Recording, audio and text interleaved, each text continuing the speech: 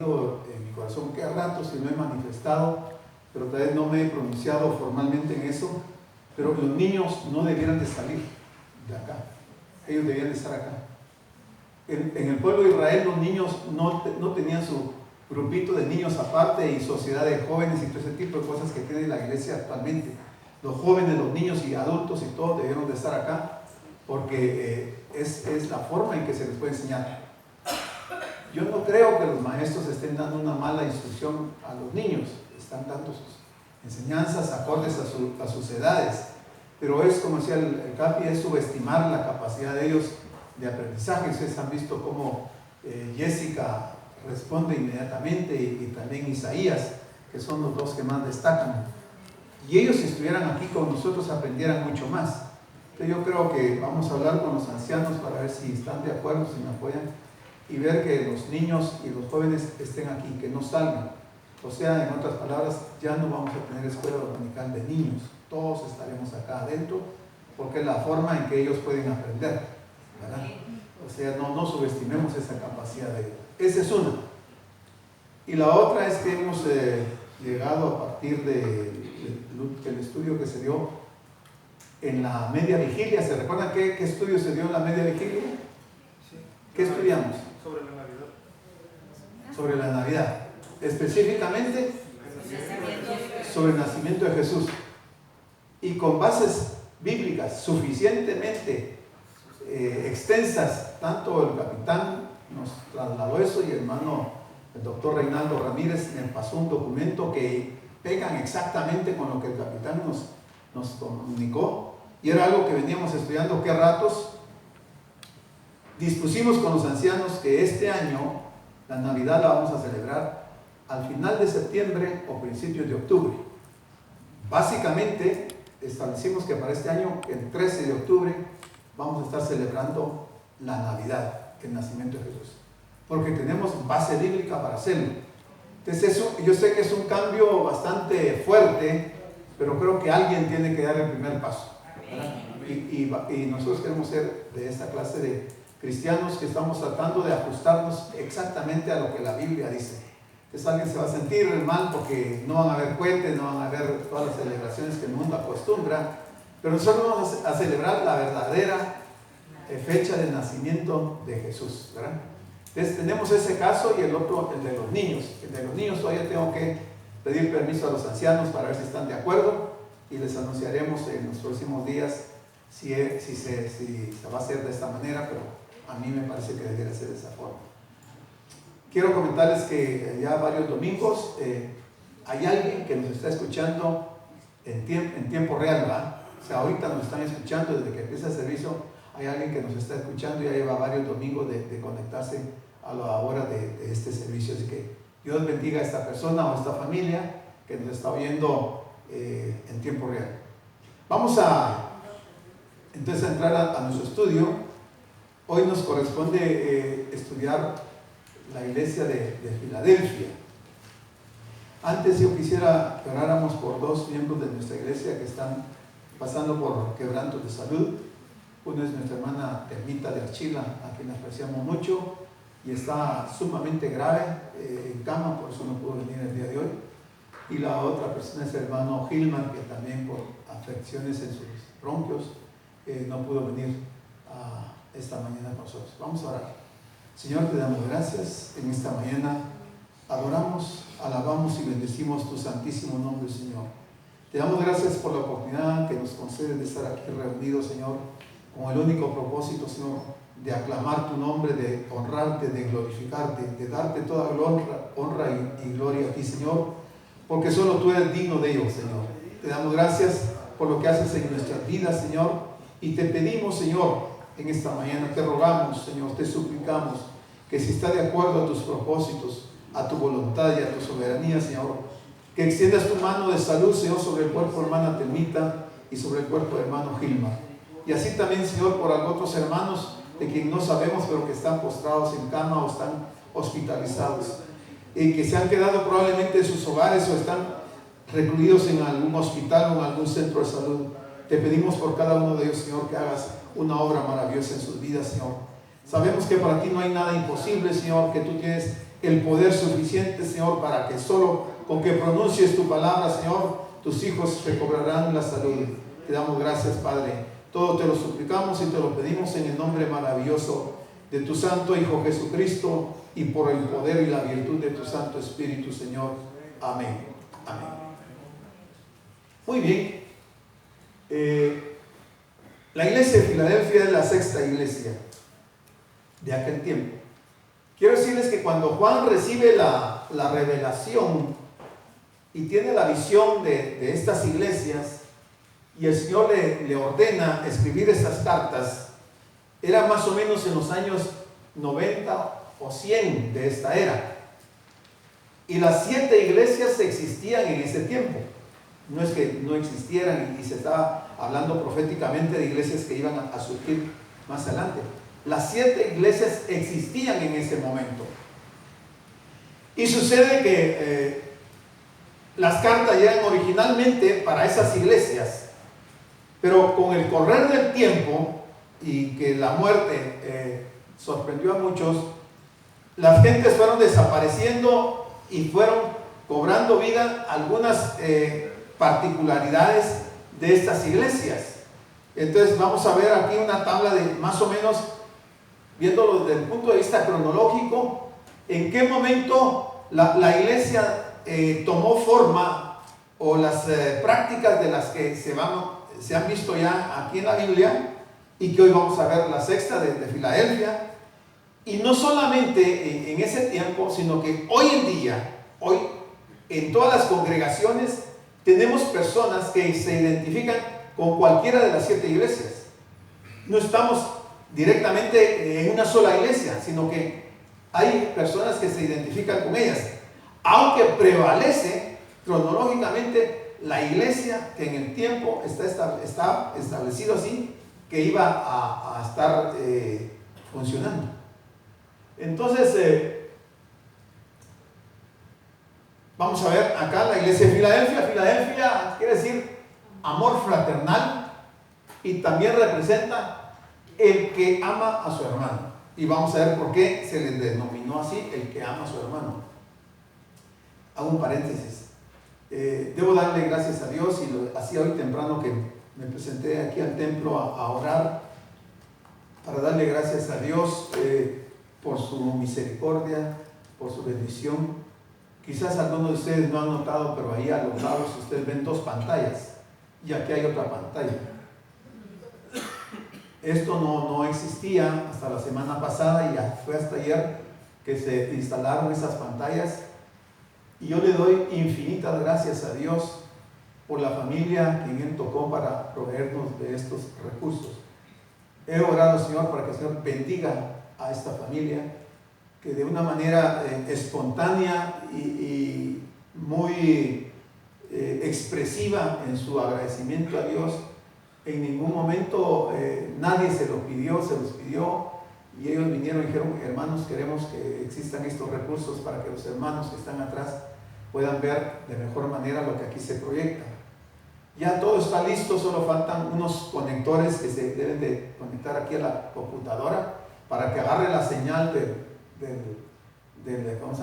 proyector, de la camionera, y la transmita a esas 2 pantallas que están ahí, y que ustedes puedan tener una mayor comodidad en observar lo que se presenta acá. Yo entiendo que los que están hasta el final les cuesta un poquito más, y esta lámpara nos hace un poquito de estorbo ahí, porque no logran ver exactamente todo, pero cuando ya estén las pantallas funcionando 100%, que ya solo falta ese aparatito, el conector, que esperamos en unos 15 días, tendremos ya esa facilidad. Así es que quería anunciarles esto para que y darle gracias a Dios y a esta familia que nos ha provisto estos recursos.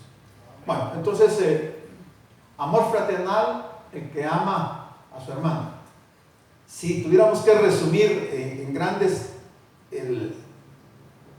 o en pocas palabras, la iglesia de Filadelfia y qué es lo que ocurrió con la iglesia de Filadelfia, diríamos que una de las cosas buenas que le sucedió a la iglesia de Filadelfia, y no que le haya sucedido, sino que fue producto de su convicción, de su espiritualidad y de su deseo. Y es por lo que el Señor va a felicitar a esta iglesia, porque déjeme decirle que tanto la iglesia de Filadelfia como la de Esmirna son dos de las 7 iglesias a las cuales el Señor no les reprochó absolutamente nada. Por el contrario, las alabó. En el caso de la iglesia de Filadelfia, fue que ellos tuvieron un retorno completo a los fundamentos. Cuando hablamos de fundamentos, estamos hablando de la palabra de Dios. Y el mensaje a Filadelfia hace ver claramente, o sea, el Señor está felicitando a la iglesia porque retornó a las Escrituras. Si eso estaba ocurriendo en el año 96, 97 de nuestra era, cuando vemos que el resto de iglesias, excepto Esmirna, se habían apartado ya de la Biblia, de las Escrituras, y Filadelfia recobra ese actuar de tomar las Escrituras, el Señor les felicita. Y los hermanos de Filadelfia obtienen así el favor de Dios, la alabanza de Dios. Si en la vida nosotros abandonamos la palabra de Dios, si nos apartamos de la palabra de Dios, hermanos, yo le puedo asegurar que ese sería el mayor fracaso que experimentaríamos en nuestra vida espiritual. Lo único que tendríamos sería una reunión social en donde el que esté al frente estaría entreteniendo a las personas, pero que no las está conduciendo a los pies de Cristo, ni les estaría trasladando el conocimiento de Dios. Antier empezamos en la célula a ver la segunda epístola de Pedro, y en esa segunda epístola de Pedro, que es la epístola con la cual Pedro se está despidiendo, porque ya está llegando al final de su vida, Pedro menciona una palabra y que se encuentra 16 veces en su epístola, y la palabra es conocimiento, refiriéndose al conocimiento de Dios. Y es exactamente lo que la iglesia de Filadelfia hizo en aquella ocasión, de retomar la palabra de Dios para obtener el conocimiento de Dios y de la voluntad de Dios. Porque conociendo la voluntad de Dios, lo que queda es ponerlo en práctica, llevarlo a la práctica, para tener esa bendición. También dice que es el único mensaje, además de Esmirna, donde el Señor no dice tengo contra ti. A esta iglesia de Filadelfia el Señor no le dice tengo contra ti, en absoluto. Más bien habla de lo que me place y alaba. Otro punto importante que se observa en la iglesia de Filadelfia es que se dio un avivamiento por la única razón de haber retornado a su primer amor. Nosotros hemos sido mal enseñados y quizás nuestra falta de iniciativa, de inquietud, nos hemos conformado con algunos conceptos que no son exactamente la realidad de lo que la Biblia establece. Los hermanos de Filadelfia entendieron perfectamente bien qué es el primer amor. Cuando nosotros nos dirigimos a los hermanos y decimos, es que el hermanito está en su primer amor, la hermanita está en su primer amor. ¿Por qué decimos que están en su primer amor? ¿Quién me ayuda? ¿Por qué decimos que está en su primer amor? Fíjense que se habla del primer amor, quiere decir que hay un segundo, hay un tercero, un cuarto y saber cuántos. Pero aquí está hablando del primer amor. Entonces cuando decimos, el hermanito está en su primer amor, la hermanita está en su primer amor, ¿qué estamos diciendo? ¿Por qué decimos eso? ¿Quién quiere opinar? Está poniendo al Señor por sobre todas las cosas. Muy bien. Muy buena respuesta. ¿Cuál es el primer mandamiento? Amarás al Señor tu Dios con todo tu corazón, con toda tu mente, con todas tus fuerzas. Pero yo lo que he oído es que dicen, está en su primer amor porque asiste a todos los servicios, porque está sirviendo, porque está haciendo aquí, porque está haciendo allá. Y decimos, está en su primer amor. Aunque si no conoce nada de Dios, no ha logrado entrar en esa dimensión de amar a Dios sobre todas las cosas. Entonces eso que nosotros nos han enseñado que eso es primer amor, estamos totalmente equivocados. Estamos en su primer amor, en nuestro primer amor, cuando estamos amando a Dios entrañablemente. Y amar a Dios con todo nuestro ser significa despojarnos de todo para honrar a Dios. Eso es el primer amor. Y ese fue el éxito de la iglesia de Filadelfia. Retomó su primer amor. El Señor Jesucristo es una vez más el Señor de la iglesia en la iglesia de Filadelfia. Aquí tenemos nuevamente el mapa que identifica dónde estaba Filadelfia. Aquí tenemos a Filadelfia. Estaba Efesios, Esmirna, Pérgamo, Tiatira, Sardis y Filadelfia, y la Odisea, que es la última iglesia que nos toca estudiar. Pero Filadelfia, o sea, hoy en día Filadelfia modernamente es la ciudad de Alaseir. Fue fundada en el año 140 a.C. por Átalo II, rey de Pérgamo. Su sobrenombre era Filadelfus, y por amor a su hermano, ahí está la razón por qué se dice que Filadelfia es amar al hermano. Por amor a su hermano, Eumenes llamó a la ciudad Filadelfia, ciudad del amor fraterno. Vamos a estar viendo unos datos históricos para comprender luego las escrituras, porque si no, no vamos a entender exactamente qué es lo que estamos diciendo. La iglesia de Filadelfia no es que la iglesia se llamara Filadelfia, el lugar se llamaba Filadelfia. Así como Esmirna, el lugar se llamaba Esmirna. Pérgamo, el lugar se llamaba Pérgamo. Las iglesias no se llamaban así, estaban ahí en ese lugar. Entonces, hoy en día, de Filadelfia, eso es lo que queda. Pero la iglesia sobrevive hasta el día de hoy. Es la única iglesia que ha sobrevivido los 2000 años. ¿Y a qué se debe eso? A su fidelidad a Dios. Mientras que las demás iglesias han desaparecido. Este sería una fotografía de la moderna Filadelfia, o sea, Alaseir, de lo que es toda la ciudad, pues, pero no se ve todo ahí. Era una ciudad con una puerta abierta, Filadelfia. Era una ciudad, dice una ciudad, no dice una iglesia, era una ciudad con una puerta abierta al comercio, por la cual se practicó desde Grecia y Macedonia hasta Asia Menor y Siria. Su lengua era el griego y su cultura obviamente era griega.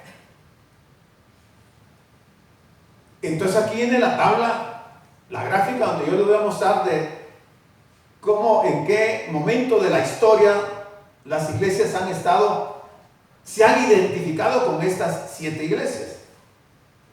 Por ejemplo, Éfeso, o sea, la iglesia apostólica, se desarrolló desde Pentecostés hasta el año 100 después de Cristo. Pentecostés, recuerden que surge la iglesia luego de la muerte del Señor y que resucita, y el Señor muere a los 33 años. Quiere decir que de 33 al 100 la iglesia apostólica estuvo vigente por 67 años, muy poquito, 67 años. La iglesia de Esmirna, que fue la iglesia sufriente, estuvo del año 100 al 316 después de Cristo, o sea, 216 años vigentes. No es que solo en esos años aparecieron las iglesias, ya dije que estuvieron en el principio, pero luego en el tiempo cronológico, las diferentes iglesias se fueron identificando con cada una de esas 7. Y eso es lo que estamos tratando de mostrarles el día de hoy. La iglesia de Pérgamo, que es la iglesia mundana, estuvo del 316 al 800 después de Cristo. 484 años.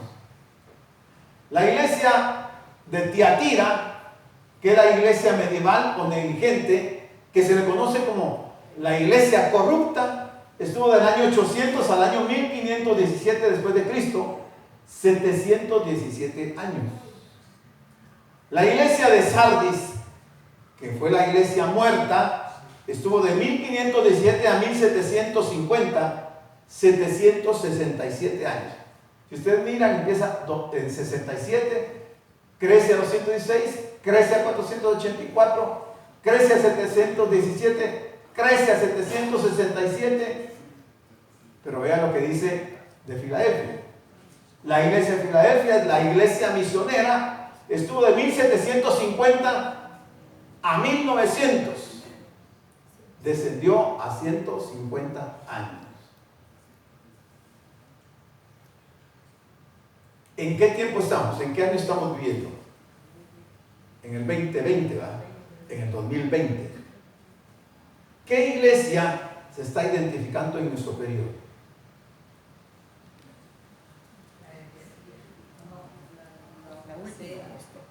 La Odisea, la iglesia apóstata, de 1900 hasta nuestros días. Hasta nuestros días serían como 119, 120 años. Eso es una luz roja del semáforo. Esa es una señal de alerta. Porque si estamos viendo tiempos de la iglesia apóstata, estamos metidos en un gravísimo problema. Porque es la iglesia de la apostasía. No podemos generalizar que toda la iglesia es la Odisea. Porque algunos nos vamos a identificar con la iglesia de Filadelfia, pero otros con Sardis, otros con Tiatira, otros con Pérgamo, con Esmirna y con la de Éfeso. Pero preocupa porque lo que está prevaleciendo, como prevaleció en esos años esas iglesias, para nosotros lo que está prevaleciendo es iglesias apóstatas. Y esto no hay forma de evadirlo, porque fue algo que el Señor anticipó y se lo dijo a la iglesia de aquel tiempo. Se lo reveló a Juan en una visión para que Juan se lo trasladara a los diferentes representantes de las iglesias. Esto no hay forma de evadirlo. Yo diría que lo que tendríamos que hacer es analizar nuestra vida, nuestra relación con Dios. ¿Qué tipo de cristianos somos?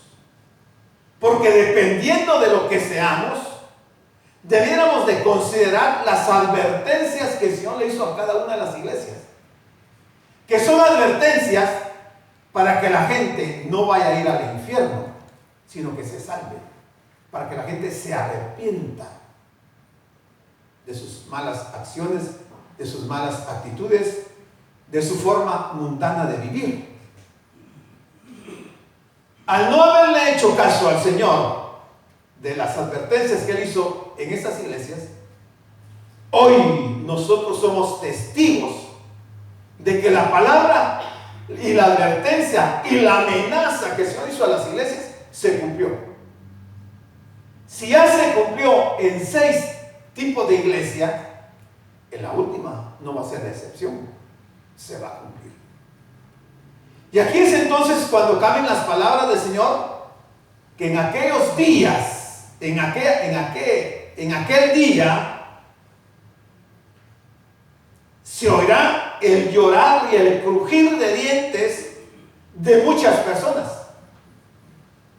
Porque mientras más avanza el tiempo, el materialismo va cobrando más territorio y va absorbiendo más personas y las envuelve de tal manera que la persona pierde toda sensibilidad espiritual y no se percata de que está violando flagrantemente los mandatos de Dios. En muchos casos, las personas, sus conciencias se han endurecido. Ya no funcionan, ya no tienen sensibilidad. Al endurecerse la conciencia, ya no hay razón de entender lo que el Señor está diciendo. Y entonces la persona empieza a descender, a descender, a descender y a descender, a descender, hasta que finalmente se enfría totalmente y se queda aislado de la relación con Dios.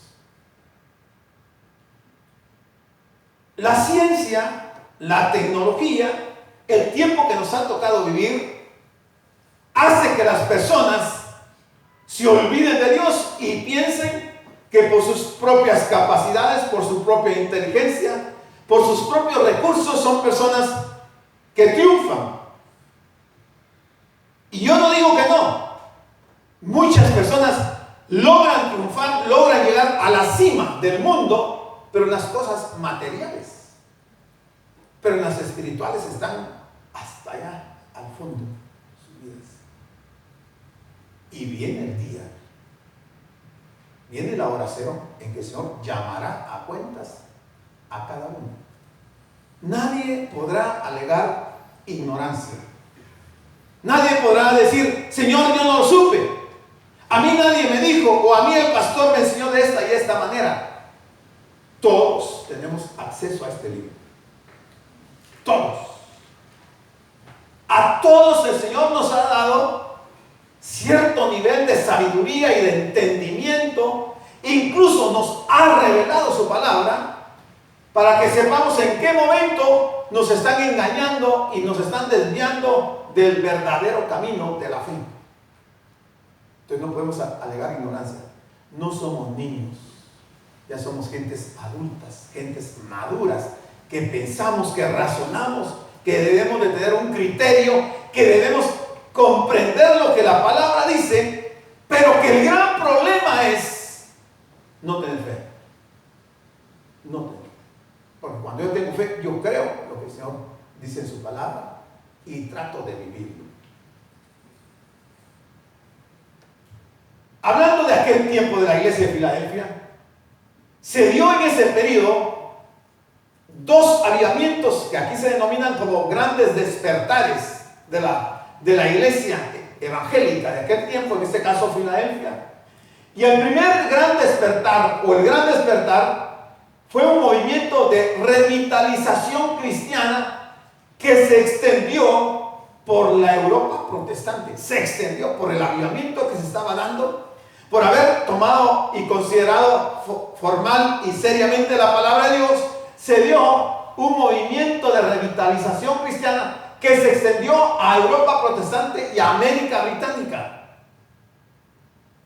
Y en especial a las colonias norteamericanas en la década de 1730 y 1740. Dejando un impacto permanente en la religión norteamericana. Esto lo dice la historia. Y esto se dio como resultado de la predicación, de una predicación de gran alcance, porque llegó a Europa, llegó a otros continentes, que le dio a los oyentes una sensación de revelación personal de su necesidad de ser salvos por Jesucristo. O sea, ellos entendieron perfectamente bien en ese periodo. Tomaron las escrituras, se volvieron a Dios, su primer amor recobró vida, impactaron la sociedad con predicaciones bien profundas y la iglesia alcanzó un estatus importante. ¿Se recuerdan que yo les presenté en días pasados una gráfica de las iglesias y cómo venía desde la iglesia apostólica hasta la iglesia de la Odisea y la tendencia de la iglesia en relación a su fe, a su santidad, a creer en la palabra de Dios, fue pronunciadamente hacia abajo, al punto que la iglesia de la Odisea quedaba como en un 2%, midiéndola de un 100%. Quiere decir que estamos en un problema muy serio.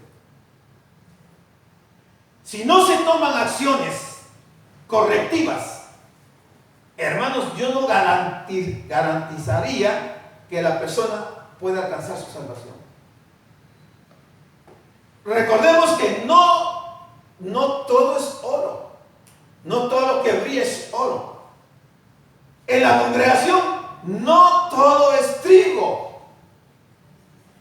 Hay cizaña y hay trigo. El Señor le está dando oportunidad a las personas que todavía no quieren entrar en esa fase para que se salven. Pero el tiempo se acaba. Yo diría, el tiempo se acabó. Ya no hay tiempo. Ya no es tiempo, hermano, de estar jugando a religión, a ser religioso. O soy o no soy. Como el ejemplo que ponía el capitán. Una mujer que está embarazada o no está embarazada. O somos cristianos o no somos cristianos. No hay medios cristianos. No hay. O nacimos de nuevo o no hemos nacido de nuevo. Si no hemos nacido de nuevo, preocupémonos, hermanos. Realmente yo les suplico que nos preocupemos porque estamos al borde de una vida eterna en el infierno. Se lamentarán aquellos que vayan al infierno no haber atendido la palabra de Dios, porque van a sufrir lo indecible por la eternidad. Y Dios no quiere que nadie se pierda, sino que todos, dice, procedan al arrepentimiento. Ya, hermanos, este año debería ser un año diferente en nuestra vida.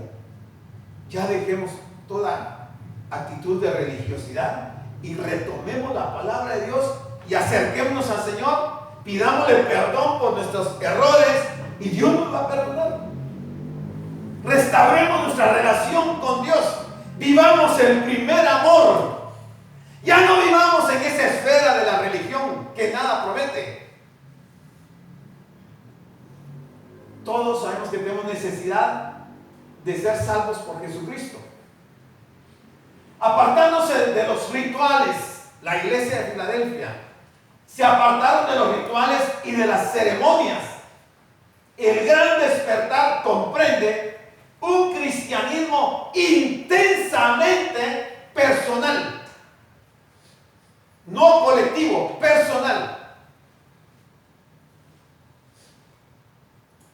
de convicciones profundas, espirituales.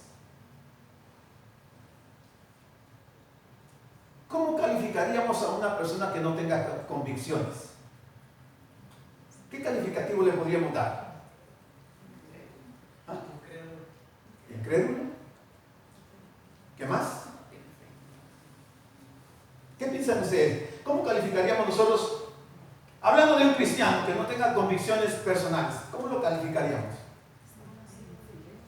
¿Ah? Negligente. ¿Cómo? Infiel. ¿Infiel? ¿Qué dijeron ahí? Negligente. ¿Negligente? Que no ha nacido de nuevo. Yo lo veo